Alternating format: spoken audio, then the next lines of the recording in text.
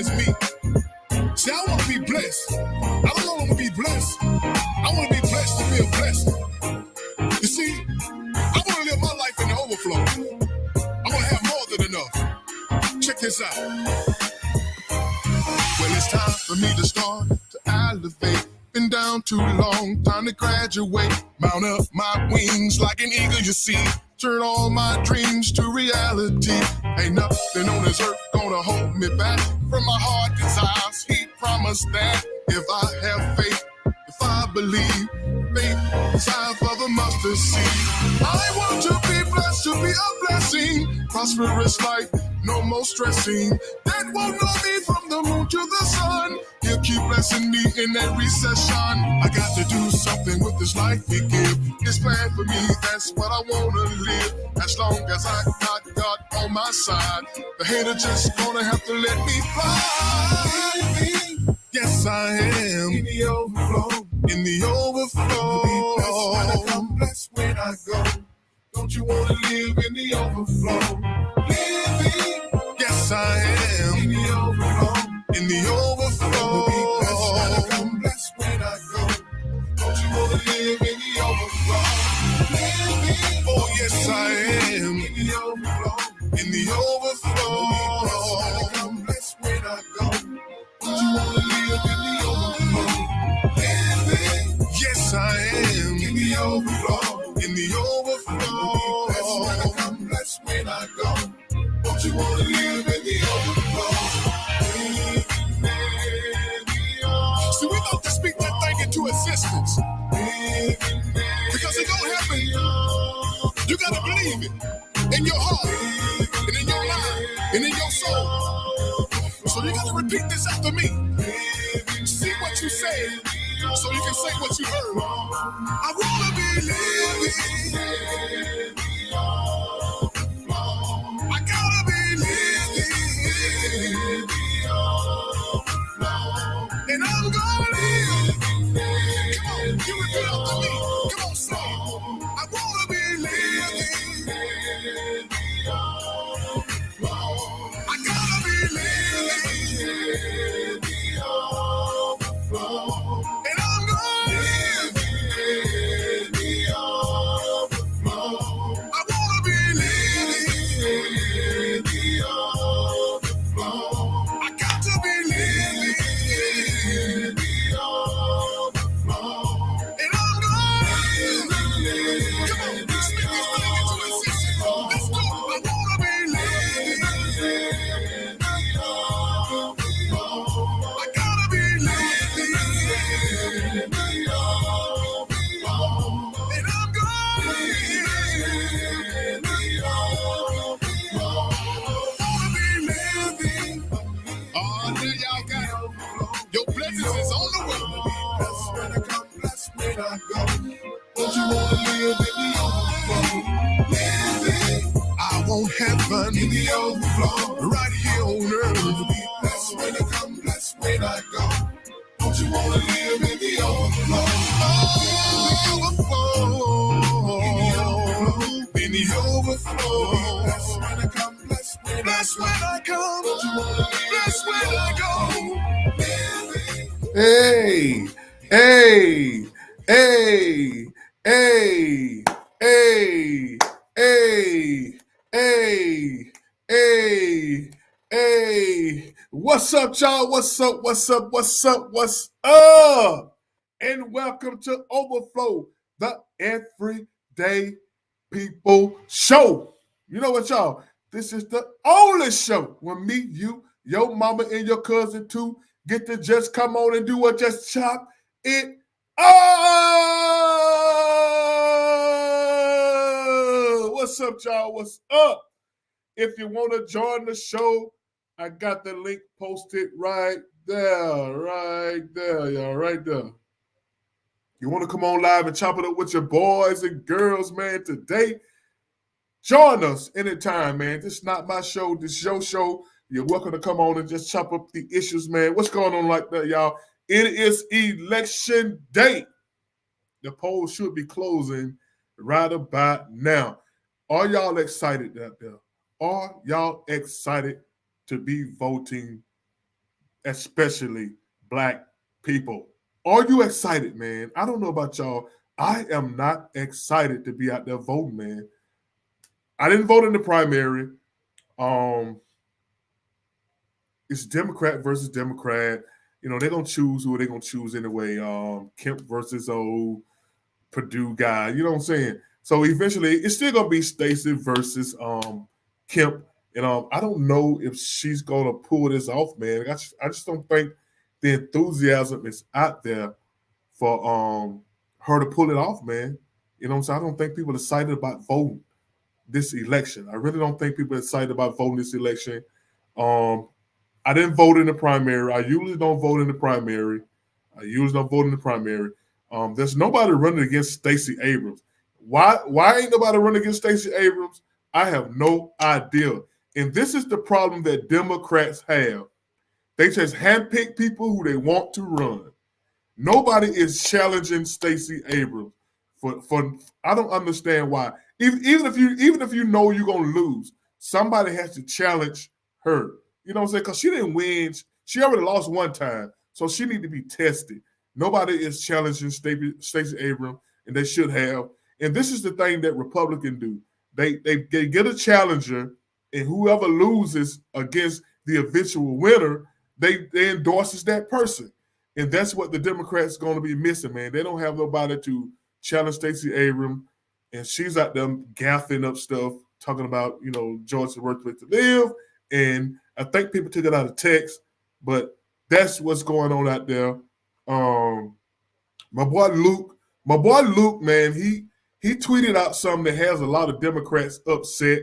He asked the question, man. He said, "Give me 5 reasons why black folk should vote Democrat." He said, "Give me 5 reasons why black folks should feel excited to vote." And people like Jamel Hill and a couple of old Democrats, prominent Democrats, they tweeted back at him. You know what I'm saying? Got an uproar about it. You know what I'm saying? And what else are we going to talk about? We're going to talk about this pastor man who said, "If you vote Democrat, you can't be a Christian." Is that true? Can you be a Democrat and be a Christian? I don't understand how, what Republicans feel like they own God. You know what I'm saying? I don't understand why Republicans feel like they got ownership of God. And this guy say, if you are a Democrat, you are the devil. But anyway, y'all, let's get into this thing, man. We got a few people here already. We got Kristen got her baby girl. She might go. Kirsten baby girl gonna run the show today. Let me see Kirsten baby girl. Baby girl, you ready to show today? Baby girl, you gonna run the show today for your mama? we got little Kirsten. I'm right here. I'm sorry. I thought you get her started in telecommunications. I thought you get her started, man. What's going on? I was fixing my plate. Oh, what you eating? Salad and fried. Hold on, let me see. Man, that look good right there. Yeah. What get some of that, man? I tell you. Yeah, I was fixing my plate. My bad. My baby right here to my she's sleeping. Did you vote? Did you go out? You done voting already, or did you vote at all? No. Nah, you didn't vote either. I didn't vote either. You know what I'm saying? I normally don't vote in the primary. Stacey Abrams, she has no contender, so that I think that's a mistake by the Democrats by not even. Yeah, she don't even. She's the only one on the ballot. So. Oh wow! If she get 1 vote, she win. Which I think is crazy. You know what I'm saying? All right. That's very interesting, though. How you doing? How was your weekend? I'm good. My weekend was awesome. You know what I'm saying? Another weekend above the earth. You know what I'm saying? So I know. You be having a lit weekend. I said it be lit. Yeah, but next weekend gonna be really lit. Really? That's my birthday weekend in Vegas, baby. So we might take that Tuesday off after that Vegas trip because I'm gonna need 2 days to rest. Right. You know what I'm saying? Right. That's what's up. That's what's up. BT, what's up, my brother? What's good? What's good, Rob? Man, you got all kinds of hat but that A hat, man. You know that A hat. I ain't gonna live it down, man. I ain't gonna let that go. I ain't gonna let it go, Hey, bro. hey, if you want to send me a hat, then I'll do it. But I can't buy no Atlanta hat, man. I can't do it. Why not? The I'm from H the because I'm from the H. But the A hat, everybody wear the A hat, man. No, everybody wear the H. What's going on, man? Y'all got elections out there too, right? Yeah, man. Elections going on. Trying to get some of these rednecks, Flintstone, bedrock thinking conservatives up out of there, man. We got to get them out of here, man. We got to get them out of Georgia too, man. I mean, I agree, BT, but who we get them out of there with? That is the question. Let me tell you something. Let me tell you something about Georgia, man. You listen to Kemp talk for 2 minutes, and you know that dude if you threw him back in time 150 years, he'd be a plantation owner. That's what he would be. And that's exactly the same mentality he has now. Dog, I don't care. I listen to him to talk for 2 minutes. I don't care who's running against him. I'm voting against him. You know what I'm saying? That dude, Kemp, Purdue ain't no better either. The dude that Warnock, did Warnock beat him? Yeah, Purdue. Yeah, dude he's a redneck. But Purdue is only running as a revenge for Trump. Out of revenge for Trump trying to get back at Kemp. And he's already said he's gonna endorse Kemp if he lose, which he is gonna lose. Right. I mean, them dudes, man. I mean, Georgia, man, let me tell you something, man. Georgia could lead a renaissance of the South. They really could, because Georgia is old South. And old South is Jim Crow, it's Confederacy, and you can knock another brick down out of there by getting an old bumpkin governor up out of there. You know, you can say what you want to about Stacey Abrams. She's all about trying to make life better for Georgians. I rock with Stacey. She running a platform on healthcare and job and getting actual wages up in Georgia. I rock with her. She and she's all for the black and brown communities. I rock with her. With her. So you think you don't think the lack of enthusiasm by black people going? So like I said at home, Kirsten. I don't know. Are you a registered voter, Kirsten? I probably not. I haven't voted in a long time. I ain't gonna even lie. But see, I haven't voted in a long time. And I think Democrats are doing a horrible job. I've never been this disappointed with the Democrats in a long time. I'm really disappointed. I don't know, man. You can't look at it like Democrats and Republicans, man. You just gotta look at it like good and evil, and you just gotta vote against evil. I'm telling you, man, you gotta get them out of there. Like here in Texas. Okay, we had the school. Yeah, we had another school shooting. Yeah, y'all just heard about that shooting today. Yeah, 14 kids. Murder a teacher. 14 kids. It just happened about a couple of hours ago, right? And you know the ironic thing about this, Rob? The NRA is doing their national meeting here on the this weekend. I mean, perfect timing, because that's the problem right there. And who is the mouthpiece for the NRA? The Republican Party, nothing but conservatives. They pimped by them because they pump so much money in there, because the NRA gets so much money from their membership. And it is what it is, dog. I mean, it's going to be like that. It's all good. Who's that? MLK was a Republican. Hillbilly. It was alleged that he was a Republican, but something happened in the 60s that flipped black people over. The ideologies of conservatives and liberals flipped after Reconstruction. Right after it started after Reconstruction, and it completely flipped by the time of civil rights. So that's why I don't really blast Republicans. I blast conservatives. Conservatives are destroying this country, and they're supposed to be the party of morals and Christianity and all that. And who the ones that always get caught up in the child sex trafficking and the prostitutes and all these sex scandals? That dude Madison Cawthorn in South Carolina and all that and all them dudes and the dude in Arkansas. All these dudes, they're all conservatives, man. They be on that BS, man. They be on that BS, that hypocrisy, dude. It's frustrating. You heard about the Uncle Luke, right? You heard the Uncle Luke story? He tweeted out. He tweeted out. He actually challenged black people. He asked anybody to name 5 things that Democrats have done to excite black people to want to get out and vote. And he got a lot of tweets back from a lot of people. Let me. I got the video. I'm gonna play his. I'm gonna play his. I would counter that and say, name one thing that Republicans have done. But see, here's the thing, though, BT. We generally don't vote for Republican. We got to start holding the people we vote for accountable. So I guess that's what Luke was saying. We got to hold the people we vote for accountable. We can't be worried about what they're doing over there. You know what I'm saying? Because we know they ain't gonna do nothing. But the people we think gonna do something, we got to hold them accountable. And he fired back at I think Jamil Hill tweeted at him. He fired back at him though. Uncle Luke. I mean, if you look at what they've done on a local level, there's a lot of things they've done on a local level. On a national level, probably not too much. Here we go. Yo, what up? This your boy Uncle Luke. I guess I went viral today.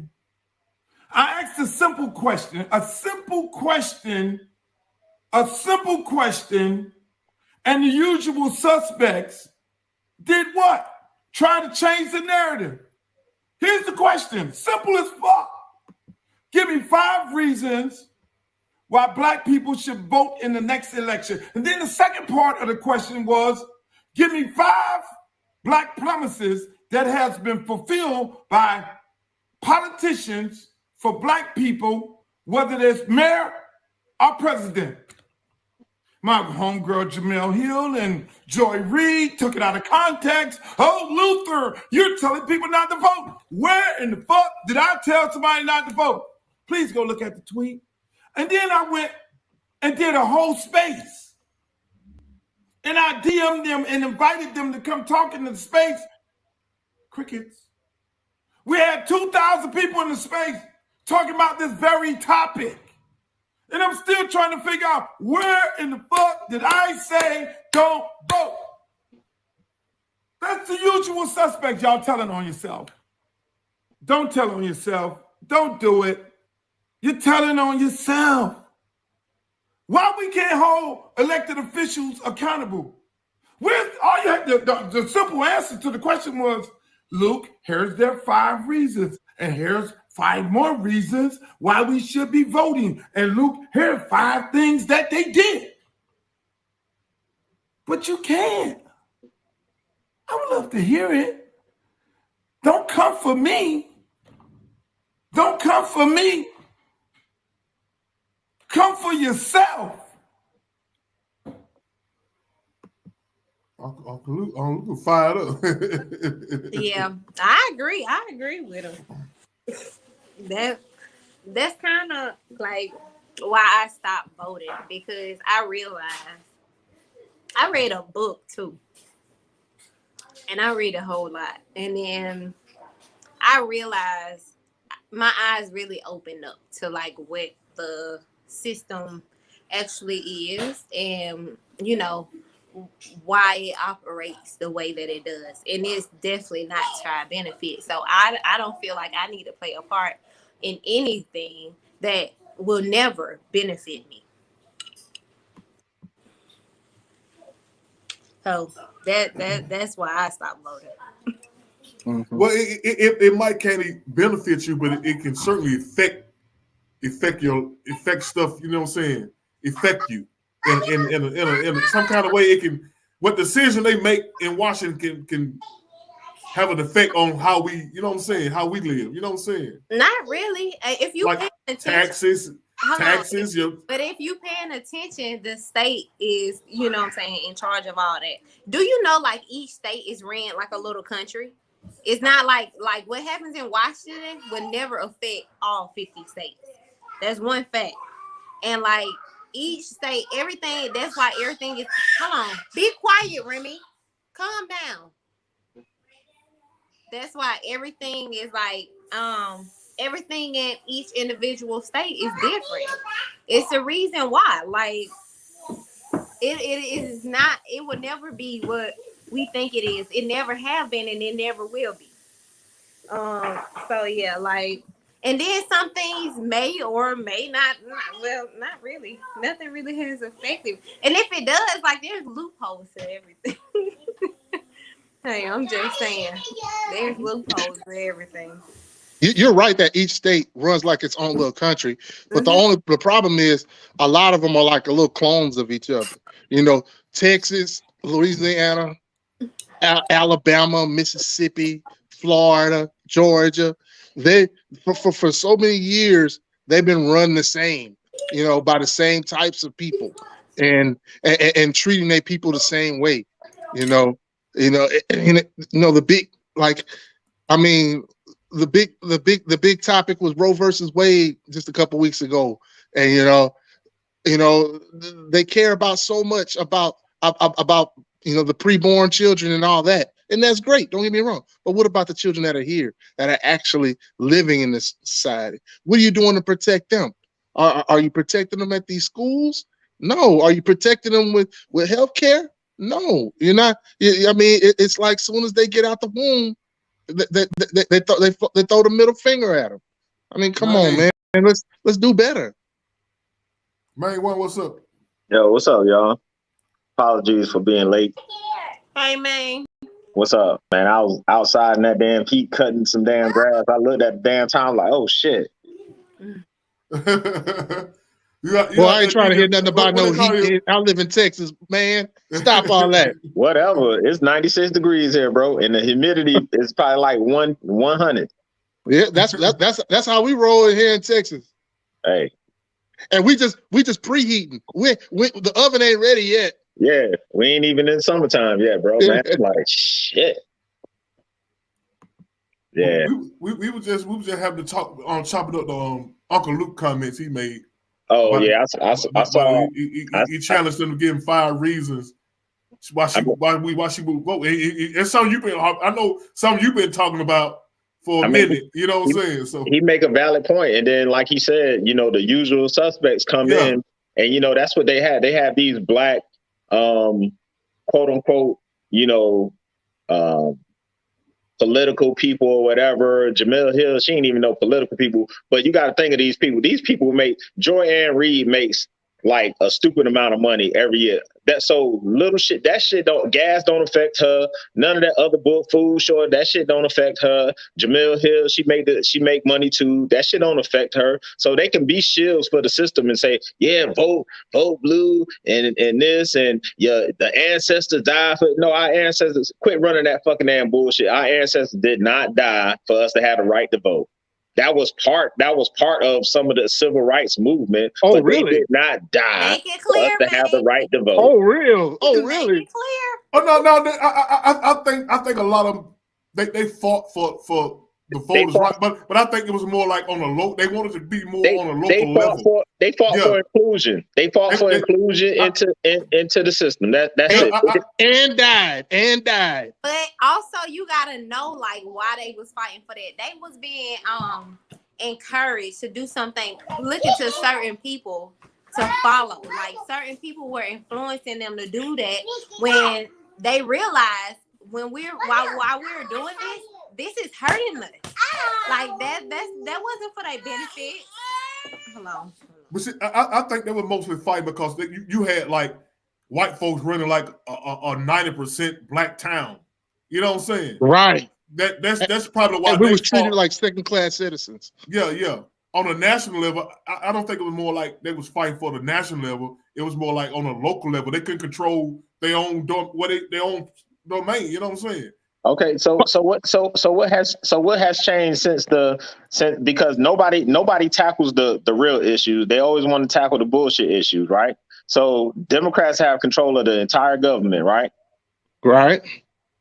George Floyd bill sitting on the floor, ain't passed yet. John Lewis voting rights bill still sitting on the floor. Sitting on the floor, yeah. What I mean, I don't understand what the fuck the problem is. So they're quick to say, reparations ain't even. They quick to say it's two Democrat mansion and cinema. They holding up all this. They holding up the show. Okay, so if they holding up the show so bad, why haven't they took away all their appointments? That's an easy fix. You can't take away their right to vote. No, I didn't say that. Right. I didn't say that. Take them off all these committees and their stuff committee like that. appointments. Why haven't they taken their committee appointments away from them? You know why? Because they know it's bullshit. They know it's all bullshit. Do y'all know that in 1834 it was called the Democratic Republican Party?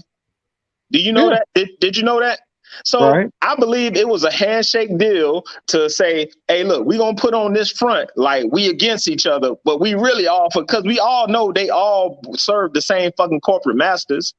At the end of the day, they all serve the oil companies, the military industrial complex, the pharmaceutical companies. Come on, bro. So they not playing. They will never do anything in the best interest of the American people, and they have shown that in the last 10 fucking damn weeks by giving Ukraine $54 million in the last 10 weeks. While we got food shortages here, gas high as hell here, all kind of fucking shit happening here on American soil, they steady giving money to other people. So that should tell you, fuck you, Americans. We don't give a fuck about y'all, but we know y'all still gonna vote and participate in our system. So we ain't got to give y'all shit. We ain't got to do shit. Exactly. Yeah, that's my thing. Like, how is there even a food shortage, formula shortage, anything? And you have like all these millions and billions to give other people. Like, make it make sense. Stuff just don't make sense. It makes perfect sense, Kirsten. It makes perfect sense. But but they know, and especially for Black people, they know how to tug on our emotional and our heartstrings. They know anything racial, we gonna jump on that shit. Black, somebody did something, somebody Black. Fuck everything else. Fuck the logic. Fuck everything else. Oh, it's race. They know how to get us. Just like with that Juneteenth shit, the ice cream at Walmart, they know how to get us. They know how to get us off the fucking damn off point real quick. Hey, so everybody jump on that Juneteenth ice cream shit. They good now. They marketing team good as fuck. What's that? Walmart started a Juneteenth ice cream. And then everybody went crazy, and then they yanked it off the shelf. So what it was? It was some red. That was nothing. That was some foolishness. Watermelon chicken flavor. Look, great value had the red, black. Red, green, orange. It's like a red velvet cake. Red velvet cake and stuff like that. Oh yeah. And mixed in there. Black folks love red velvet. But serious though, we got all these. Look at all these Democratic cities that are failing. So we always want to say, well, they do stuff on a local level, but why are most of the Democratic ran states and cities poor and impoverished? It goes both ways, Jermaine. I'm not saying, but BT, listen to what did Rob echo what I've been echoing for years. We Black people don't vote for Republicans, so you keep saying, well, what do Republicans do? We could give a fuck what they fucking damn do because we don't vote for them. We vote. We're holding Nancy Pelosi. She's a motherfucking damn the House Speaker of the House. Every major city. Every major city in this country is a Republican. Let me finish my point. Every major city in this country is a Democratic city. Let me finish my point. Nancy Pelosi, House Speaker, right? Where's she the House Speaker at? Where's her? California, right? California got the highest fucking damn homeless population in the fucking state. Maxine Waters, she's in California too. Homeless over there. Motherfucking damn James Clyburn in my fucking damn state. He got the 6th poorest district in the motherfucking damn state. So he's a Democrat. What the fuck is he doing? All right. Okay. Now, you're painting a false picture. Yeah, California has the It's most not a false picture. homelessness. It's the Well, true because picture. I mean, they have the most people. You know, they have the most people there. You know what I'm saying? It's 9 million people in Los Angeles. You know, you think? I mean, do you think that? And let me tell you something. Do you think homelessness is people that just too poor to afford a house? Now No, you're moving the goalposts. You're moving the no, goalposts. It's about no, to I'm be that not. way. You moving the goalposts. You said locally, Democrats are doing what they're supposed to do. But if they're locally in Rob in Atlanta, how much homelessness is in Atlanta? It's a lot. It's a lot of lot. homelessness. It's about to get worse. Every major city has It's about to get homelessness. worse. Houston has it. I live in Houston. New York has it. LA, Chicago. I mean Miami. But they It's do because have programs though for to be. homeless people. Let me tell you something. Homelessness is not as big of an economic problem as it is a mental health problem. Period. And that's because those people aren't getting health care like they should. If they had the proper health care, they wouldn't. I guarantee you, homelessness would go down. But what percentage of homelessness you think is mental health issues? I'd say it's probably a low percentage. Man, I say 60%. No, man, bro, don't do that. Don't throw out numbers you ain't got receipts 60. on. So just I'm say saying I don't 60. know. Just say I don't know. You ain't got receipts on 60%. From what I have read you and got gathered, a lot of homeless I'm saying families 60. though. You got to realize, man. You got to realize those people that are on drugs, they're using those drugs to compensate for mental problems. I mean, it is what it is.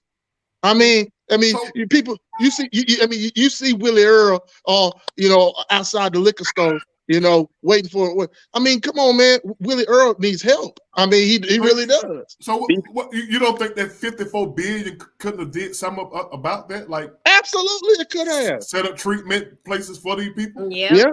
So Absolutely. why are we catering to Ukraine when we got people who need help here? Yeah, Great we have question. the power to end world homeless. Especially like I saw something like the Queen of England. She had, the power to end the whole shit, like world homeless, everything, because they have more than enough money and wealth. Not even just money, wealth. They own most of everything almost in the world right now. But that's why certain things are happening, because that shit is coming to an end. Like, but a lot of but I think they want to maintain a poor class. Right, you're right, Rob. Like you go to Dubai. Dubai is a city functioning that has virtually no homelessness. Why? Because everyone has health care, everyone has a high wage job. It is what it is, and the people that need help get help. That doesn't happen. So why in the wealthiest country we don't have that? Because we don't allocate funds towards it. Period. But what party claims they're fighting for all of that though? Nobody, neither. Not the Republican Party. I'm gonna say that right now. They claims it though. This is my problem with BT. This is my problem with BT. You can never you would never be objective. You know why? Because as much as you say I'm not loyal to a party, you are loyal to the Democrat Party, because every time somebody comes up, you like, certainly not the Republicans. You will never say neither one. You just say certainly. It's always the Republican. So you can't say no more, I'm not loyal to the Democratic Party, because you are, bro, and it's cool. It's all right. Because every time somebody says something, it's like, well, the Republicans, that's always your rebuttal. The Republicans don't do this. Well, the Republicans don't do that. But guess what? The Republicans ain't in power right now. The Democrats in power right now. And they had the power to pass Medicare for all last year. They could have pass all that shit. They could have passed $15 minimum wage. They could have did that shit, but they didn't do that. And you know why? Because they don't want to do it. And they keep fooling y'all, saying that it's the Republicans that's causing this.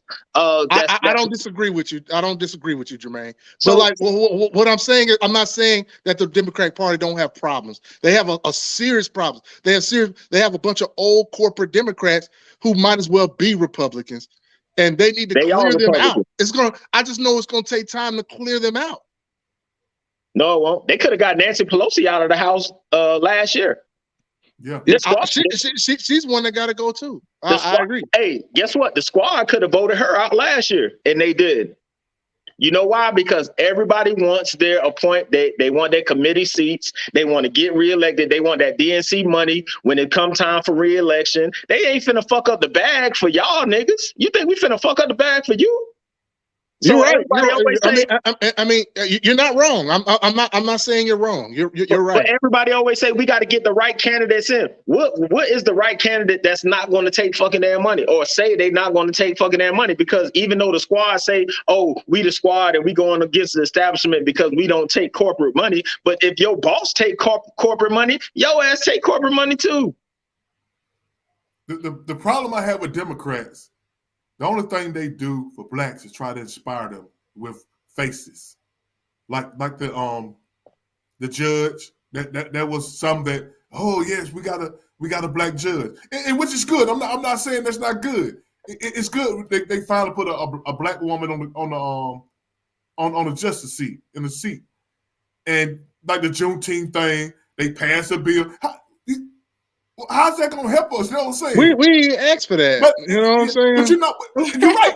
They giving us stuff we're not asking for because it inspires us. Because that pacifies us. As long as we see black faces, we say, oh, it's diversity. Just like the new press secretary.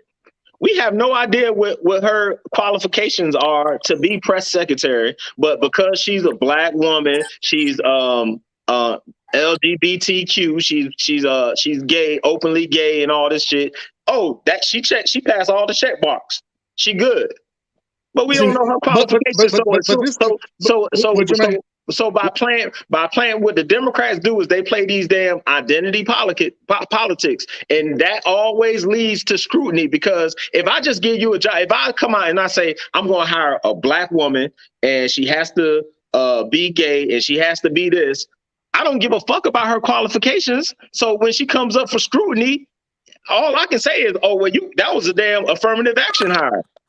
I can't do nothing but think that's why you hired her. I don't know nothing about her. You didn't put her qualifications first. You put her identity first. This goes back to what DVP was talking about last week. Oh, we have a laundry list of shit that we want done, and a lot of it is bullshit. And a lot of it is, and then what they do is that they take the shit that's at the bottom of the list that we demand or we ask for, and then they try to give us that bone. And what we need to do is to shorten that list to about 3 things, and then unite, solidize, demand those 3 things get done. Okay. And once those 3 things get done, come with 3 more. So 3 more. So why didn't 3 more? Instead, we fight with each other about what we want and what we need at a certain time, and we don't never and nobody hears our voice. We're just a bunch of people's just a bunch of people scattered around hollering in a room. Well, I mean, I think Ice Cube came up with a very detailed plan, and everybody and he had too much bullshit on it. He had too much bullshit on it, including Black. Said, "Fuck Ice Cube. He don't represent me. He don't represent the whole Black." But everybody always say, "Who's gonna be our leader?" Not saying that Ice Cube should be our leader, but hell, at least he had a fucking damn plan put together. And not just by him, by Black economicists, by Black scholars. It wasn't just Ice Cube's plan. It was him and others and other smart ass people that put that plan together. Okay, all right. The problem with that Ice Cube was he allowed himself to get pimped by Trump for a photo op. Period. That's what Black folks was upset about. I was waiting for how long it was gonna be before you brought Trump. Oh man, whatever. I mean, it was what it was. And look, what did Ice Cube accomplish? Nothing. He accomplished because he had a poor plan of attack on how to get it done. But BT, how did Ice Cube get pimped? All he said was, "I'm going to bring this plan to both people, both sides, and whoever does something, that's who should get our vote." That's all he said. He didn't say he was going to go with Trump. He didn't say he was going to go with Biden. But Biden them told him to sit the fuck down until after the fucking election. And who has Biden met with yet? That nobody. Oh yeah, I mean nobody publicly. Oh, he met. He didn't have a public dog and pony show like the previous administration did. Oh, no, he don't. That's what because that's not how you get things done. Yeah, he did. He had a dog and pony. He met with those so-called black leaders, Al Sharpton and all them. Remember they had that little video, that Zoom on, and when he told them to shut the fuck up, pretty much. Y'all gonna have to work with these immigrants. Y'all gonna have to work with these Mexicans. Come on, man. Come on, man. I mean, it's over my head, man. I don't know about that. Come on, man. That's all that motherfucker say. I'm kind of like agreeing with Jermaine now. You know what I'm saying? I think the Democrats about to get creamed. The clock about to get and black people talking like this all over America, man. Bloodbath. And I think the Democrats gonna have to take this medicine to learn a lesson. But Rob, this might be the only way we can get what we wanted if they see their clock get clean. We take our vote. Rob, we're not gonna get it from the Republicans, dude. We're not gonna get it. But what is it? We're not getting it from nobody. You're right. We gotta get it. We have to go. I'm telling you. Okay. Hey, have y'all ever seen a fighter that threw a fight? Like a boxing match and the fighter throws a fight. You ever seen that happen? On TV. Yeah. This is what happened. The Republicans throwing the fight. The Democrats are throwing the fight because they have brought nothing to the table that's going to make anybody say they want to vote for you. What is an agenda item that a black person should say, I'm going to go out and vote for a Democrat? Whether it's in the November coming election or 2024, what do they have in the pocket saying this is what's going to happen? So basically, you're making a case for not voting. That's what you're making. What I'm saying is, if they don't have shit in their fucking damn hand to offer anybody, not just black people, they don't have shit in their hand to offer anybody, but definitely not black people. Why should they go out and vote? All right, Democrats aren't doing shit for black folks. We know what Republicans ain't. So why should we vote? So tell me why we should vote. And we know Democrats ain't gonna do nothing. 2 years. And we know Democrats ain't doing nothing. And those are the people we majority of us vote for. All right, this is what you got to ask yourself. 90+% of us vote Democrat. All right, what do you want to see? What do you want to see? That's what we gotta settle on and agree upon. Okay, people. What do we want to see as black people? Here's one thing that the president can change with a stroke of a pen. Black people shouldn't have to vote on black people voting every 25 years. That should be a fucking law. Why in 2022? Why isn't that a law? Why do they have to vote on that every 25 years? So that's something right there that can, for everybody who's a voter, that's something right there that can, with a stroke of a pen, that can be done. What's wrong? Okay. Any objections to that? All right, no, that's not a problem. But still, that's still something that's superficial, dude. Because but we're not going to lose our right to vote. You're proving my point. If it's so superficial, why hasn't it been done? Why do they vote? Why do they feel like they need to vote every 25 years? What you just said, we're not going to lose our right to vote. The same people, like you said, that the same people who for abortion thought they'll never just take it away like that. In the middle of the night, they just took it away.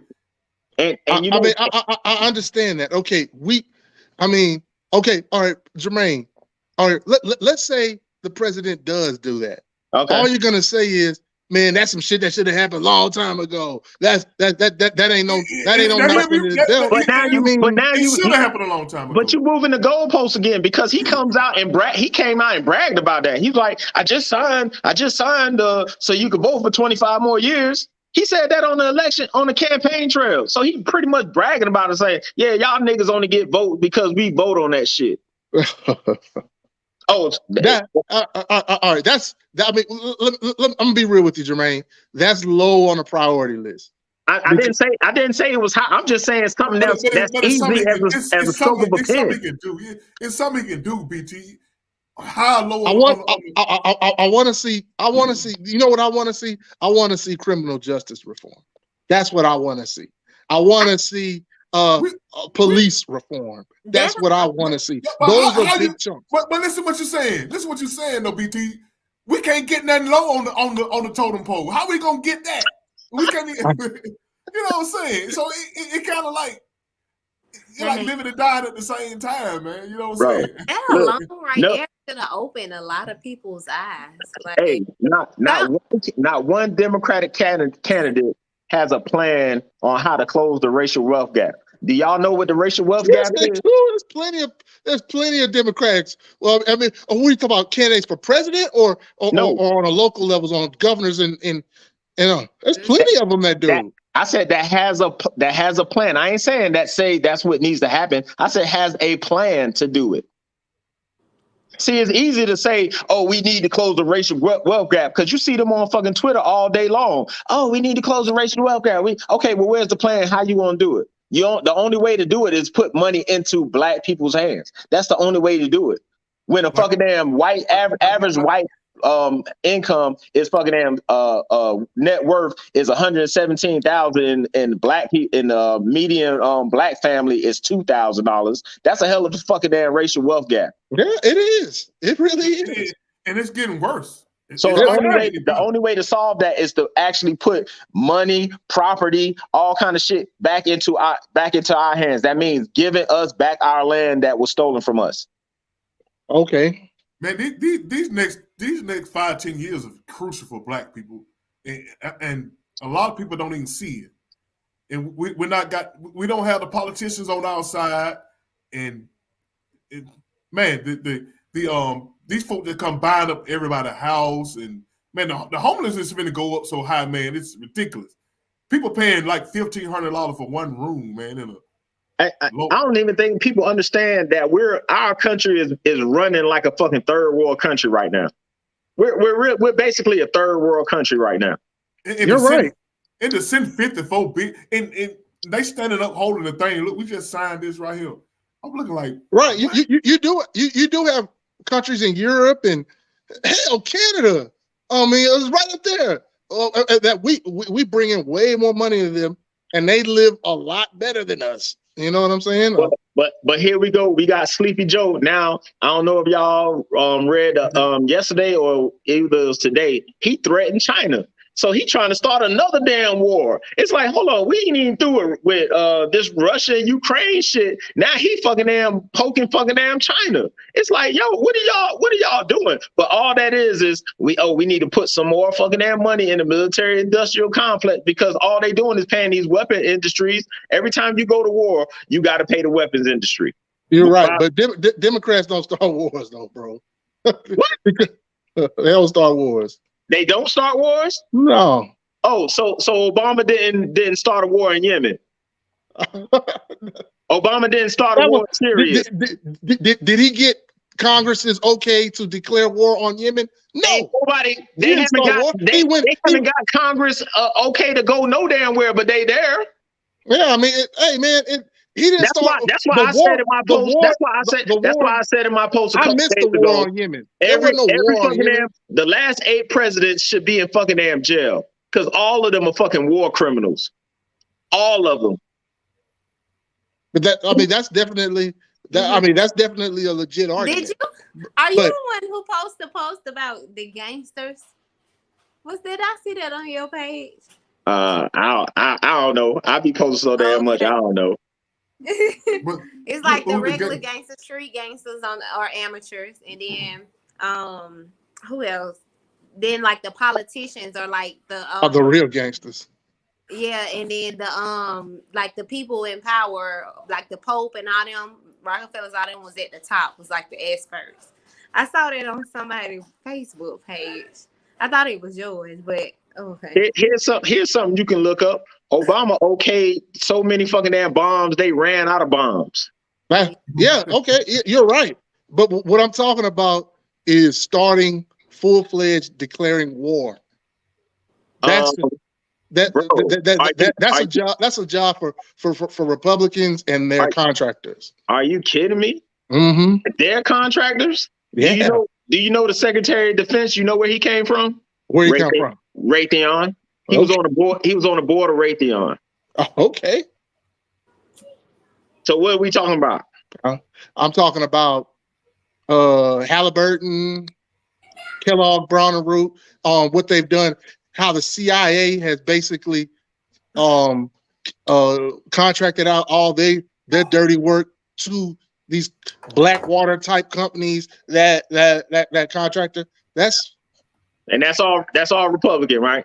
90%. Yeah, 90%. Democrats don't see this.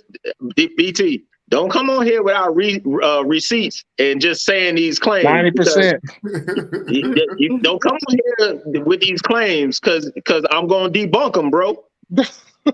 I'm going to debunk them. I'm going to debunk yours. You can't debunk mine. You debunk mine with emotions. I debunk yours with facts. False. 8 years we've been in Yemen with sanctions on Yemen, starving their people. 8 years. Bro, you're talking about Yemen. That's one country. No, that's one country. Okay. Yemen, Syria, Somalia, Iraq, Afghanistan. 2 million people in Afghanistan. Innocent people have been, and counting. That's just a low number. How long have we been in Afghanistan? 20 plus years. We just got out. Okay. All right, bro. All right. Who hold on. Libya. 20 years ago. Libya. Obama turned Libya into a fucking damn open slave state. After he killed Gaddafi, you know what happened? They started having open slave trades again. Yeah. You're right. Gaddafi did some good things, but Gaddafi also killed his own people. Yeah, but Gaddafi was going to get off this fucking American dollar, and they couldn't have that, so they had another black man kill another black man. Hey, bro, these just facts. I mean, you act like that's. But you keep saying that the Democrat is the party that don't start wars. Bullshit. I just told you they both play for the same fucking team, bro. It don't matter whether it's a Democrat in charge or a Republican in charge. Yeah. So don't lie to yourself and say that the Democrats don't start fucking damn war. Look what the fuck President Biden's doing now. He's trying to start a war with China. If y'all invade Taiwan, it's going to be a problem. They're not starting no war with China. Actually, it wouldn't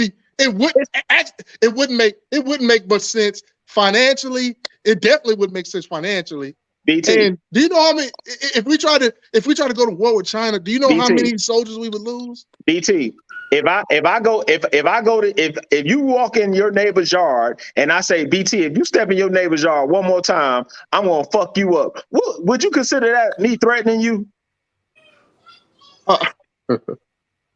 Look, yes or no question. What Biden said. That's a yes or no question. No, because it's a loaded question.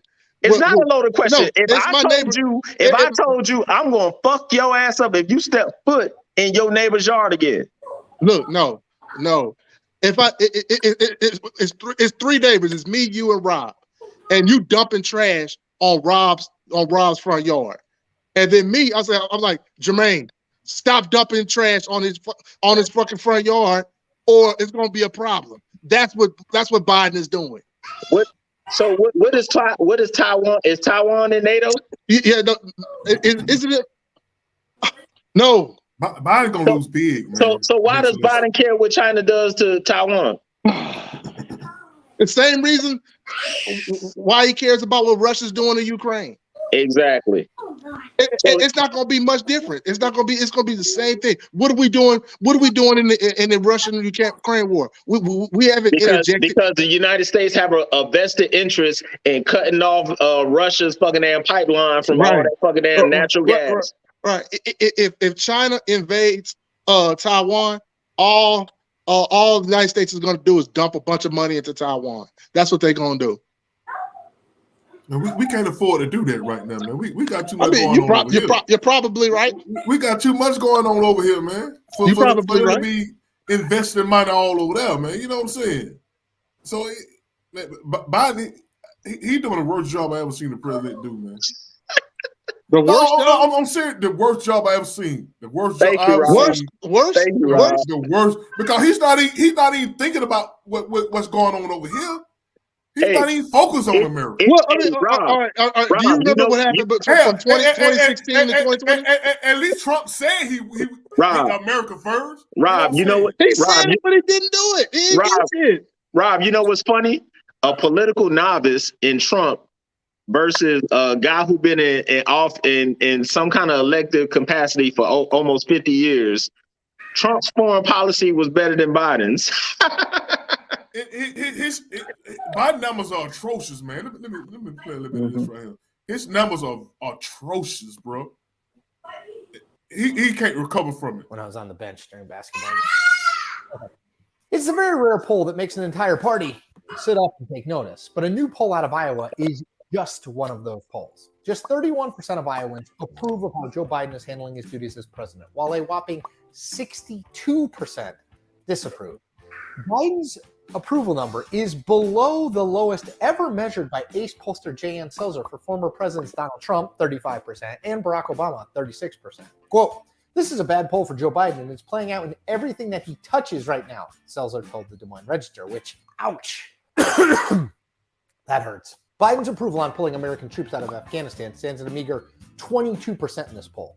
Approval for his handling of the COVID-19 pandemic is now just 36% among Iowans. This poll then is rightly understood as a blaring red alarm for not just Biden, but especially down ballot Democrats in Iowa and elsewhere who will be running in the 2022 midterms. Sidebar, Democrats got even more bad news in late September when Chuck Grassley, the 88-year-old Republican senator, announced that he would run for an 8th term in 2022.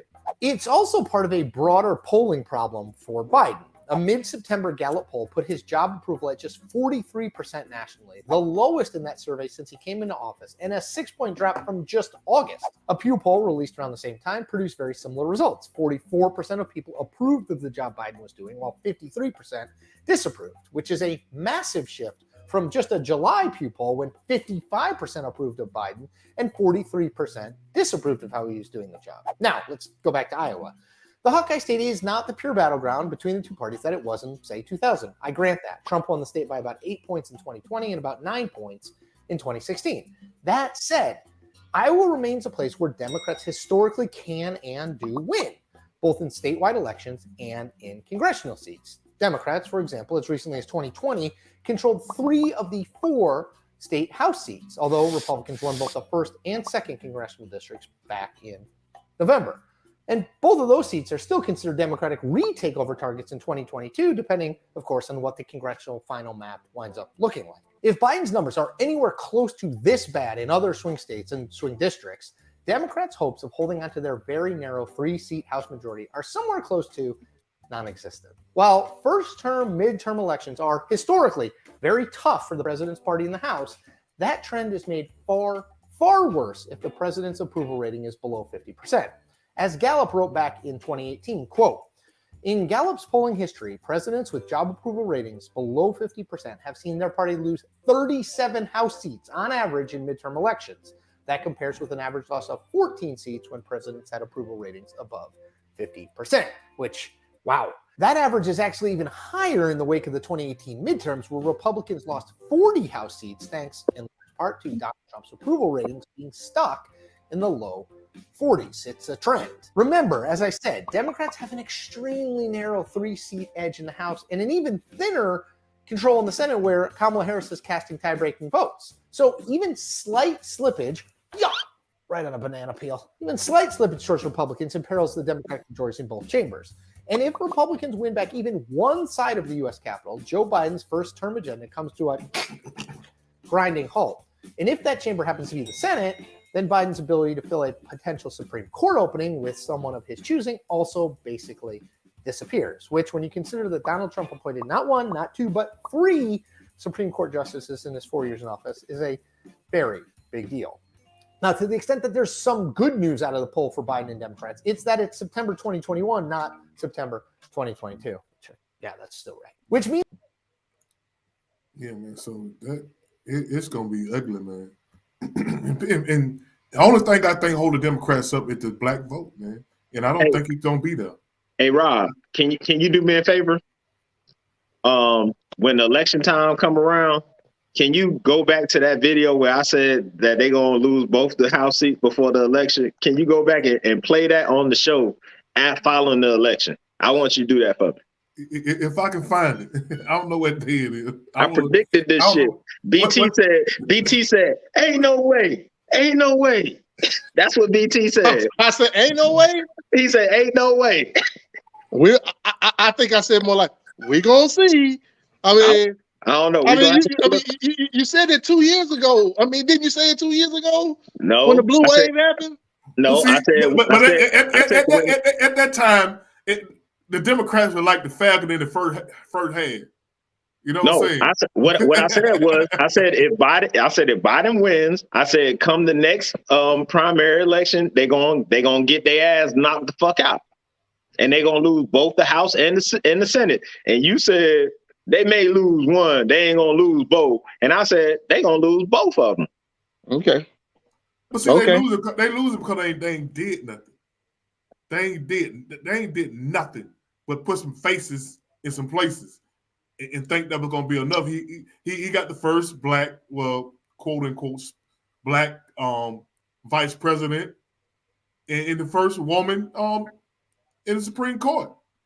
Which if they do anything, if they would have got the George Floyd bill and the voting right bill, mixed with that, they'd have been sitting pretty good. But they ain't did nothing but gave us some inspiration. I'm gonna tell you the script they're gonna run on for the primaries coming up. They're gonna run HR 40. They're like, we got to get HR 40 passed.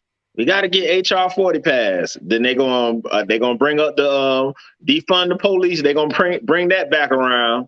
And then they're going to bring the racial wealth gap. They're going to bring that back around. They're going to bring $15 minimum wage. They're going to bring that back around. They're going to bring student loans back around. Those are 5 things they're going to bring back around. Only thing I think helped Democrats if Trump run. If Trump, because I think people still going to get out and vote against Trump. People don't want Trump in that White House. But who the Democrats going to prop up? They can't bring this skeleton back out of here. I hope they need the prime. The Democrats really need the primary. Joe. Somebody needs to run against Joe. Who? They got to do something, man. I don't know who. I don't know who. Who's a viable candidate? That's the only thing can help the Democrats. They primary Joe. They don't have a viable candidate. Hopefully, Joe will step down because they got a viable. They have viable candidates. They just don't have candidates that are electable. Joe needs to step. Hopefully, Joe will step down because Joe be on some medicine, man. It's obvious. Joe on some kind of medicine, the way he be talking. The Democrats have plenty viable candidates. What are they waiting on? Why are they waiting on? What are they waiting on to run they're not electable. Man? They're not electable. You know, I mean, let's be real. Are you going to, let me ask you something, Jermaine. Would you vote for a black woman? If her platform, I have to look at her record and where she come from. Is there any black woman that you think that's a viable candidate for this country? Talking about that's in a political sphere now? Mm-hmm. Hell no. Okay. All right. There's not one because of their either their record. Well, that's what you say. But see, I'm gonna take your word for it. Democrats got to start thinking outside the box like they did with Trump. Think outside the box. Go outside of politics. All right, but you voted for Donald Trump, and he didn't have no record. Who voted for Donald Trump? You don't have to have a record now. I didn't vote. Period. You didn't vote in 16? No. I haven't voted since 2012 when Obama pussy ass. That was the last time I voted. So last time I voted was wow. Hey man, you can't talk about Bo like that, man. You know, so I still think Bo cool, man. You know what I'm saying? You don't know. You know they were gonna let Bo do nothing anyway, man. But he was the biggest inspiration we had. See, let me tell you something. Like who ran for president last year on the Democrat side? Like okay, Yang, Bernie, Buttigieg, pussy, Beto O'Rourke, pussy, Castro, pussy. All these guys, all of them. We got kids. Watch her kids. Oh, sorry. I know they downstairs. All of them, their political records are solid. It's just that they're not electable candidates for obvious reasons. I beg Bernie too old, Buttigieg too gay, Yang too Asian, too gay. But before Obama told everybody to fall back, Bernie was winning. Before James Clyburn endorsed him in South Carolina, Bernie was kicking ass. And that's part of the Democrats' problem. They anoint people to run. They try to have people who can't really challenge them. So like when Hillary ran, Joe should have ran then. No, right. But the same thing happened to Bernie when he ran against Hillary. They told him to back off, and he backed off because, like I said, all these political. I made a post the other day. Politicians not here to serve the people. They here to make sure they get reelected. So all Bernie care about is keeping his fucking seat. That's all he care about. So if they tell him, "Hey, back up," and we'll come out and campaign for you during your election, and you'll keep your seat. You'll keep your $150,000, $200,000 a year because that's what they get. That's what Congress people get. Plus the little kickbacks they get from all these other corporations and donors and shit. Bernie don't get no kickbacks, partner. Oh, I hate to don't? tell you. Oh, Bernie okay. gets zero kickbacks. I would like you to show me proof of that. So you want me to prove a negative? I can't prove a negative. I can't prove that he don't get something. Okay. I think the best candidate the Democrats can put out front is John Ossoff. He actually Ossoff actually have did some good things for HBCU. Same thing with Buttigieg. No, I don't think Buttigieg. He's too gay. I'm being real. He ain't even doing a good job in the position he in. This motherfucker took paternity leave when they adopted a baby or whatever. This nigga went on paternity leave while the damn economy was in shambles. He took paternity leave. You see what I'm saying, Rob? That's a perfect example right there. What? What the fuck you taking paternity leave for? I wouldn't think Buttigieg. I think John Ossoff. He looked the part. He's a younger guy. He looked the part, man. You know what I'm saying? The question. So look at Beto O'Rourke. The only knock on Beto O'Rourke is people scared that he's gonna take away guns, and that's a no in this country. Well, any Democrat that run, they're gonna get that label because that's what Democrats talk about. But Beto be threatening that he's gonna take away guns.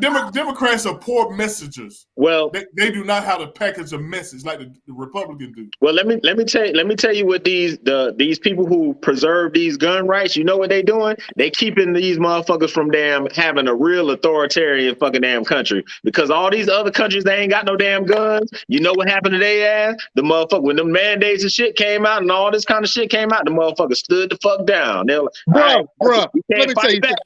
Let me tell you some real talk. Y'all keep trying to take away these fucking damn guns, and you're gonna see what fucking damn happen. Let me tell you something. Let me tell you something. If the United States government really wanted to be tyrannical, there ain't shit that you, Bubba, Joe Boy, Nut, with your shed full of guns could do about it. They gonna destroy your ass. You can't do shit to no tank.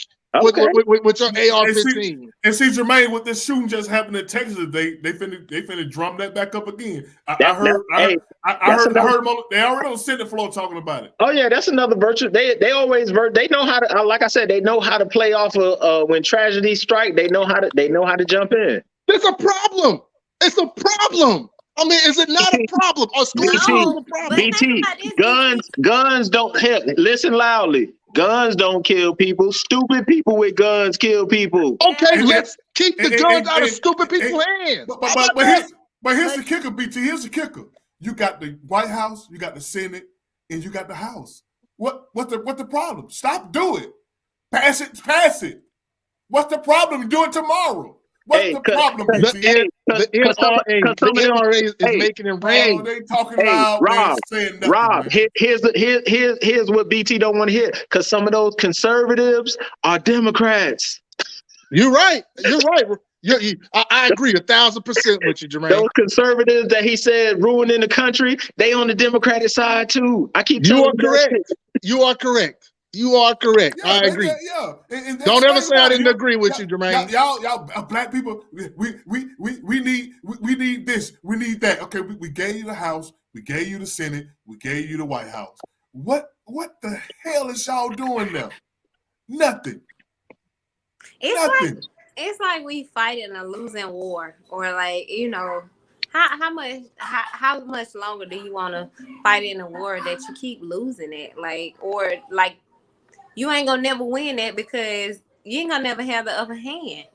Like, why keep playing it? You're right, and I think this year it's obvious that they're not gonna do nothing. We gave them what they want. They ain't giving us what we want.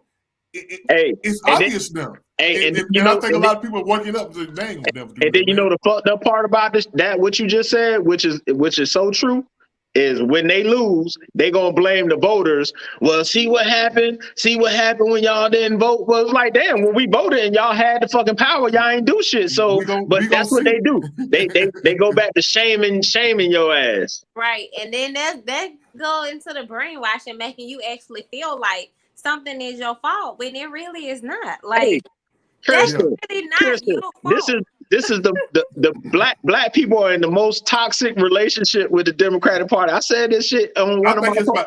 It's about to change though. It's toxic. This cycle, these next two cycles, I think a lot of black folk done with it.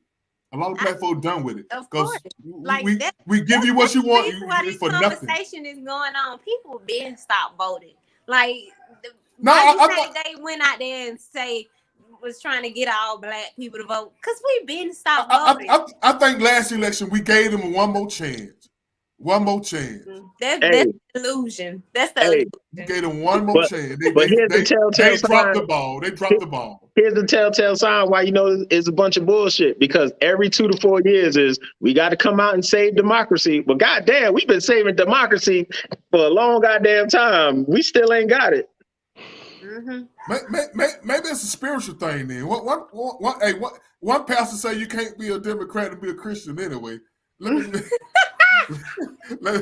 move on to that. Who your pastor, Rob? You got a pastor? I thought Creflo was your pastor, Rob. Who your pastor? I used to listen to Creflo. You know what I take from these pastors what sometimes they inspire me, sometimes they don't. You know they hustlers. You the Rob. Some are. Just some same amount of percentage that are doctors that are hustlers, cops that are hustlers. Listen at this pastor right here. I'm to the place right now. If you vote Democrat, I don't even want you around this church. You get out. Demon. Sorry. Get out, you baby butchering election thief. You cannot be a Christian and vote Democrat in this nation. I don't care how mad that makes you. You get pissed off as you want to. You cannot be a Christian and vote Democrat in this nation. They are God-denying demons that butcher babies and hate this nation. Oh, wow. They hate this nation. Oh, wow. Get mad all you want to. I don't care if you stand. I don't care if you throw tomatoes, praise God. I'm about to throw a microphone up in his house. CNN can eat my dirty socks. You cannot be a Democrat and a Christian. You cannot. Somebody say amen. Amen. Rest of you, get out. Get out. Get out in the name of Jesus. Wow. I ain't playing your stupid games. Wow. Bunch of devils. I'm sick of it. They won't talk about the insurrection. I wish I had a tomato there. Wow. Let me tell you I would something. threw a tomato at her. You ain't seen the insurrection yet. You keep on pushing our buttons, you low-down sorry compromisers. You God-hating communist America. You'll find out what an insurrection is, because we ain't playing your garbage. We ain't playing your mess. My Bible says that the church of the living God is an institution that the gates of hell shall not prevail against it. And the Bible says that we'll take it by force. That's what the Bible says. That's what the Bible says. Hey, he in his hustle bag now. Yeah, he sure is. Oh wow. He another damn hustler. Hustling the word. Wow. That's interesting. What state was that in? I think that was in Tennessee. I think he in Tennessee. Oh wow. Yeah, I love how conservatives how they say how you gonna be a Democrat and a Christian because you believe in abortion, but they believe in the death penalty. I mean, come on, man. What I don't get it. I don't get it. Make it make sense, like Jerome, like Jermaine likes to say. Make it make sense. I didn't know church is supposed to be into politics anyway, man. They ain't supposed to be. That shit's supposed to be separate. They ain't supposed to be talking about that shit. Yeah, that's why I say he's a hustler.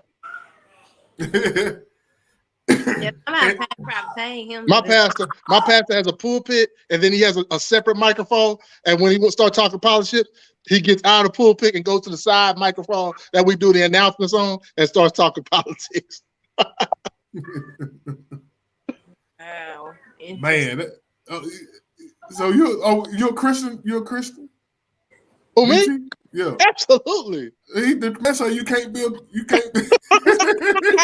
I can't vote Democrat and be a Christian. Huh?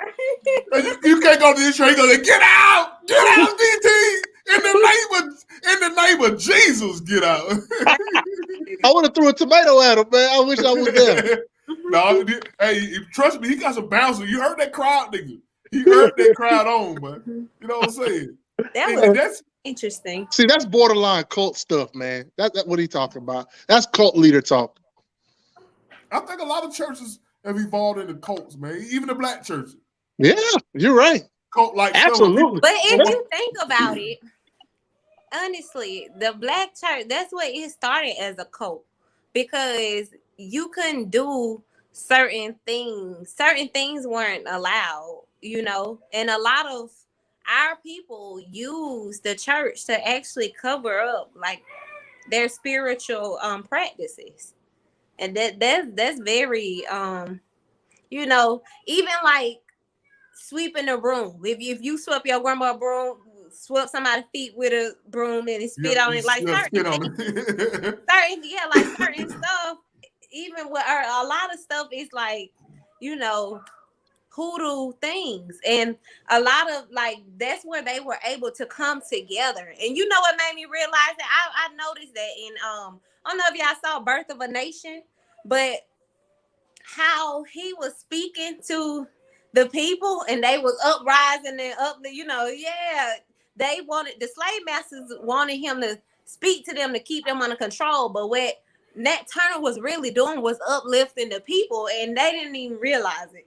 And that's how the black church really started, but it done transitioned to some other stuff now that they 501(c)(3).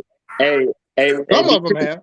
Hey, BT, in your church, y'all got a white Jesus or a black Jesus paint? Right, exactly. Actually, our church don't have no picture of Jesus up there. No, we just have a cross.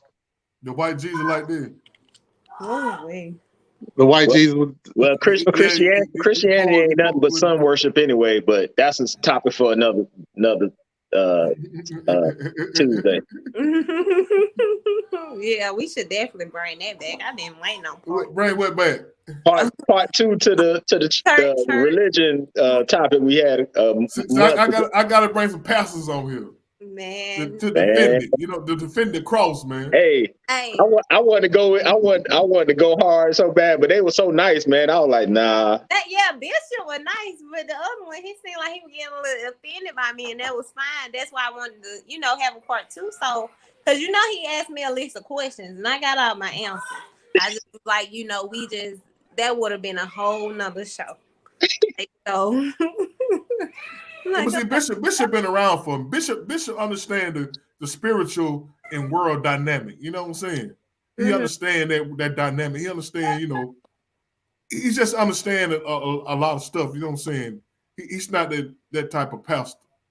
Yeah, well, that's great. But I like. And other pastors, I know him too. He cool too. You know what I'm saying?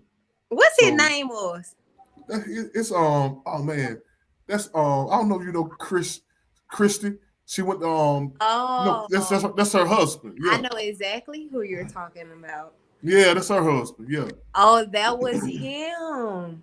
Yeah, she did the praise dance at a Great Levi. Yeah. Yeah, that's her husband. Yeah. I know Christy. So she a first lady now. Oh wow, interesting. Yeah, but he's a good guy though. I think the Bible all depends on how people interpret it. You can read the same verse, you'll interpret a different way than I interpret it. That is true. Your perception plays a huge part in the way that you see things. That is very true. Yeah. But but who?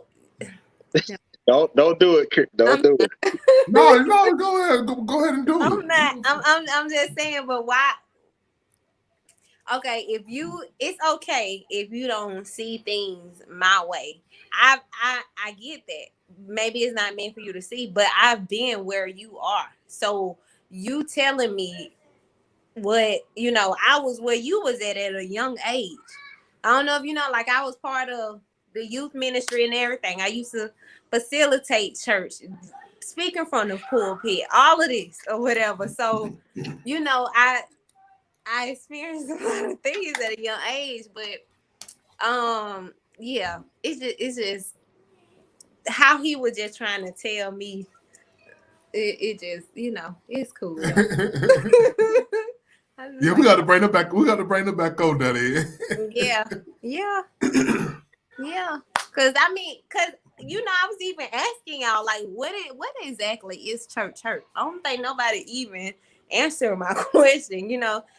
Because I felt like most people is just leaving the church because they're really coming into a greater truth. It's not. I don't even think it has nothing to do with church hurt. I think they probably mad because they found out the way they had been taught was a lie or whatever. But I don't know. I think a lot of people are mad at the church for several reasons. And I think church hurt is definitely one reason, because they devoted their life to church, and they gave their life to church and left themselves vulnerable to the church, and the church betrayed them.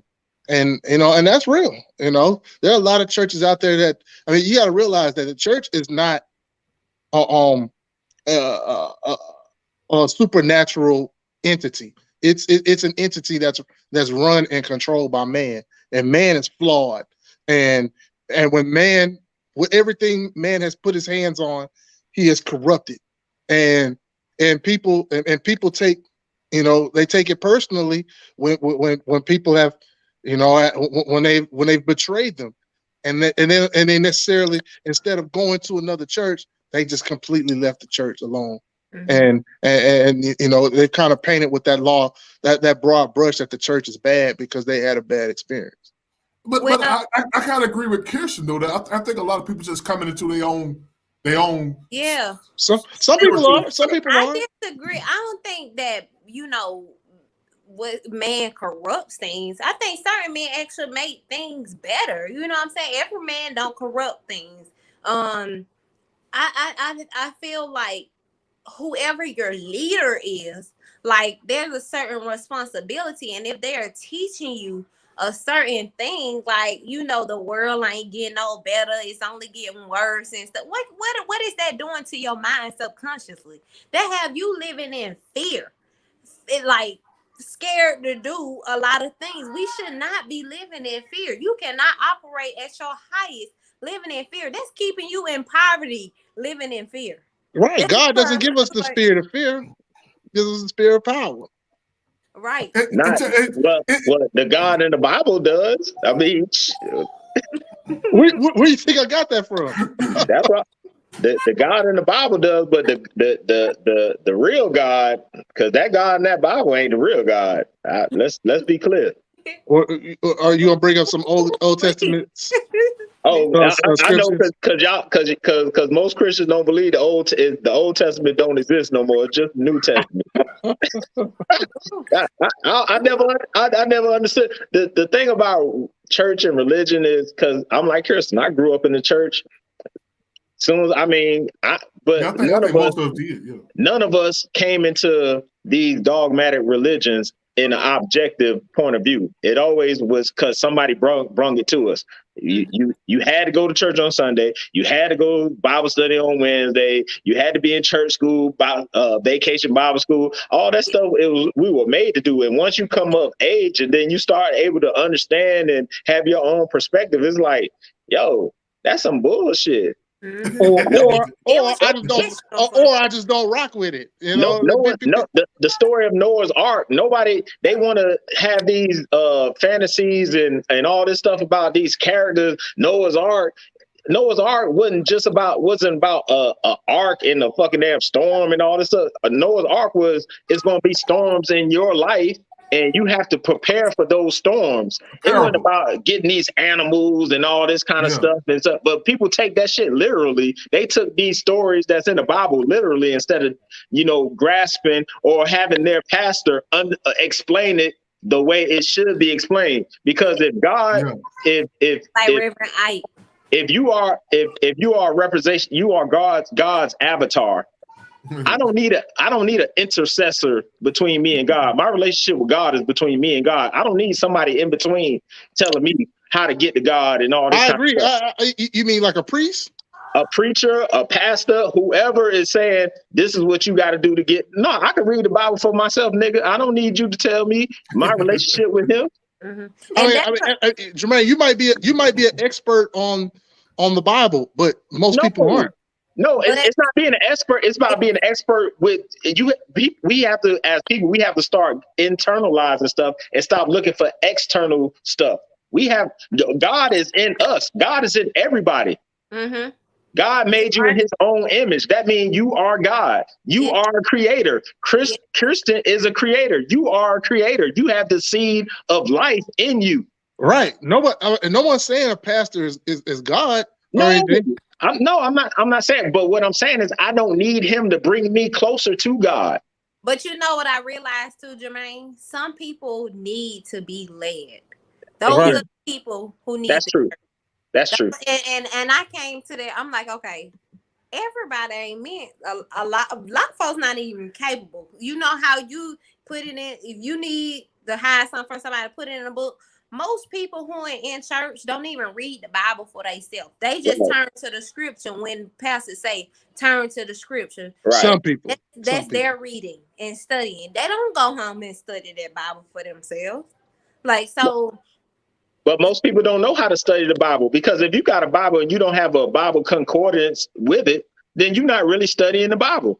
Mm-hmm. Unless you understand, unless you're an expert on Old English. You know what I'm saying? I mean, I understand. Or an expert on the Bible. You're right. Okay, but that's why you have people. That's why you have preachers to kind of help you with that. Yeah, but what most, and I would say most, not all, they're just out here hemming and humming and shouting and all. They're not teaching. That's what I said. Most, not all. They're not teaching. It's only very few that's actually teaching the word in the Bible. Okay. All right. Now let me tell you where you're wrong. Okay. Now, when you're hearing the hooping and all that, that's worship. That's Sunday worship. All right. That's not the time. That's not the time to be learning. Learning is at Sunday school and in Bible study and at home. So I should leave. So I should leave after Sunday school and bypass the worship. No, absolutely not. You're supposed to worship.